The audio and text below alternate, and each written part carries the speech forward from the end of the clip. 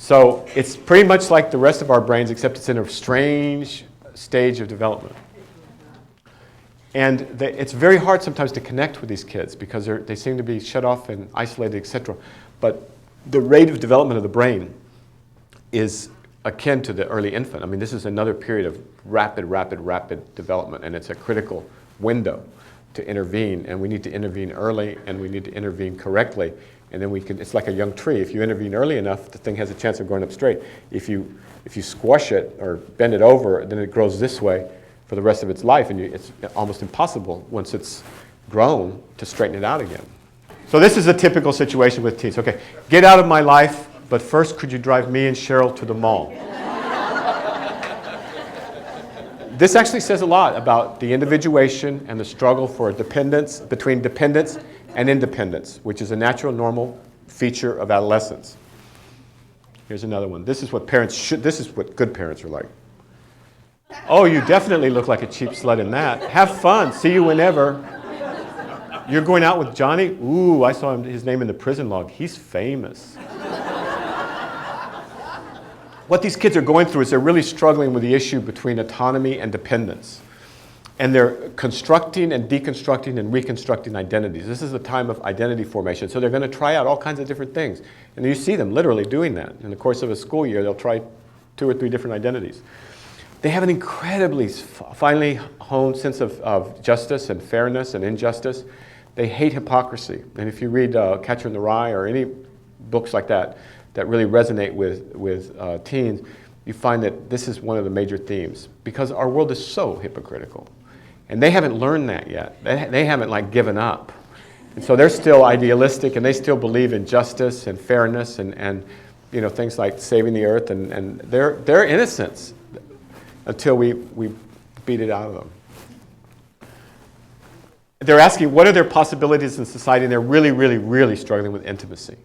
Because they get very mixed messages from the mass media, from their parents, from the other kids, and from the advertisements, et cetera. And so some of them turn logically to the internet, which is something else I've kind of looked at recently. An interest of mine is cyber obsession and cyber addiction. But the short version is this. On the internet, nobody knows you're a dog. So with regard to teens and their tonales, let's start with the mind and the body. There's massive hormonal shifts. The cortex, the frontal cortex, remember I told you about the frontal cortex, that's where impulse control comes from. The strong impulses come from the midbrain, like lust. The inhibitory impulse comes from the cortex, right? The one that keeps you from doing it.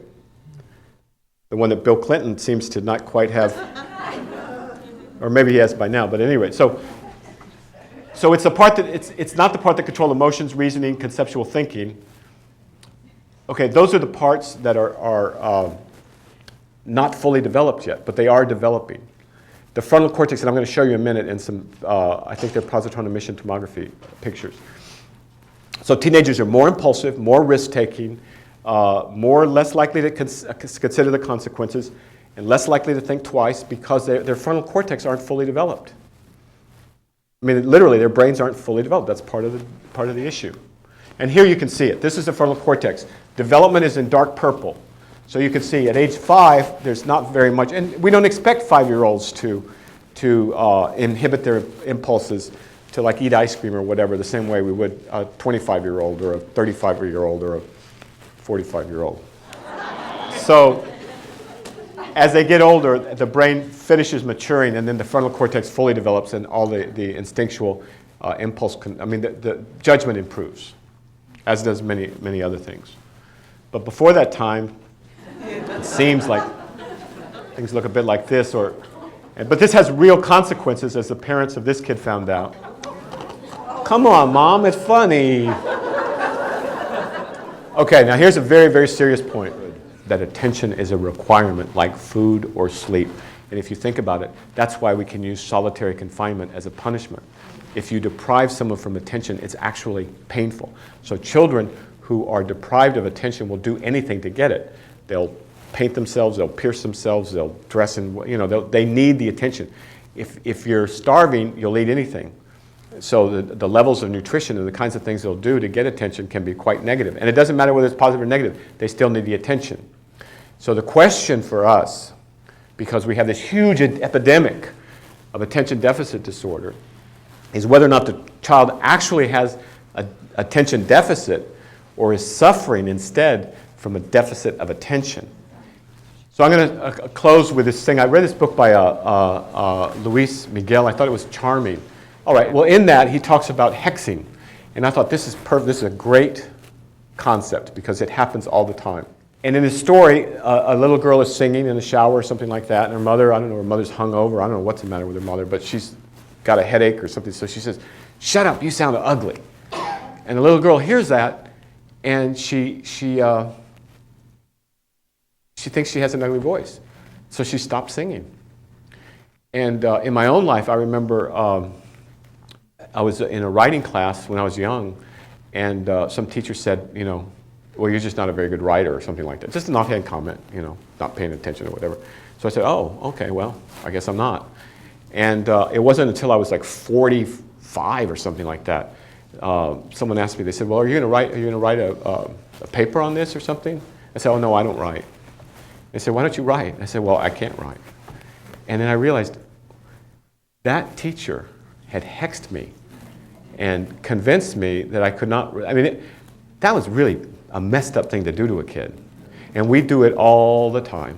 So this hexing we have to guard against. And the other thing is we can do the exact opposite.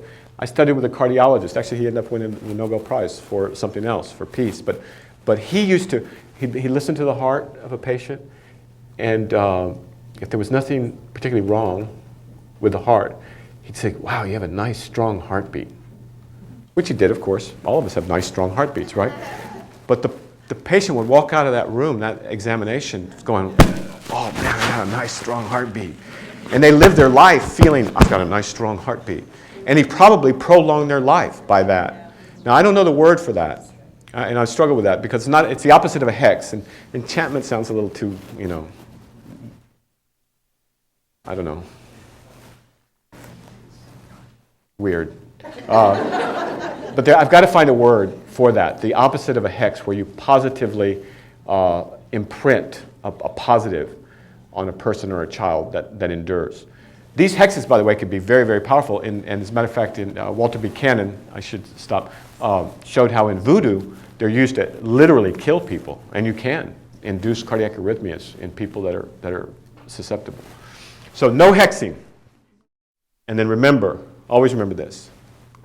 To the world, you may be one person, but to that one person, you may be the world. Thank you very much for listening. Thank you.